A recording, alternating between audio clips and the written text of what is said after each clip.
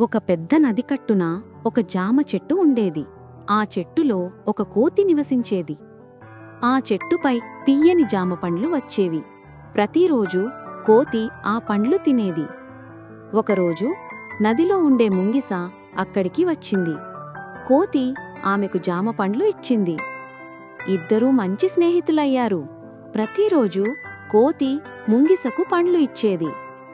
ఒకరోజు ముంగిస తన భార్యకు జామ పండ్లు తీసుకెళ్ళింది. ఆమెకు చాలా నచ్చాయి. కాని ఆమె లోభం పట్టి ఈ కోతి గుండె ఎంత తియ్యగా ఉంటుందో అని అనుకుంది. ఆమె భర్తను కోతిగుండె తినమని ఒత్తిడి చేసింది.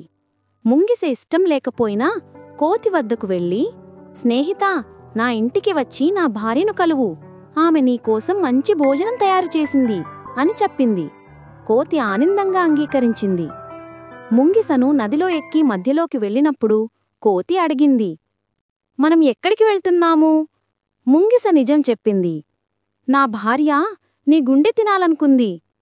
చతురమైన కోతి నవ్వుతూ, అయ్యో, నా గుండె చెట్టుపైన వదిలేశాను, వెళ్ళదాం, తిరిగి తీసుకురావాలి అని చెప్పింది. ముంగిస నమ్మి తిరిగి చెట్టు వద్దకు వచ్చింది.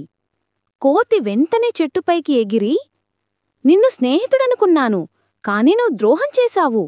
ఇక ఎప్పుడు మోసం చేయొద్దు అని చెప్పింది. ముంగిస సిగ్గుతో నీటిలోకి దూకి వెళ్ళిపోయింది.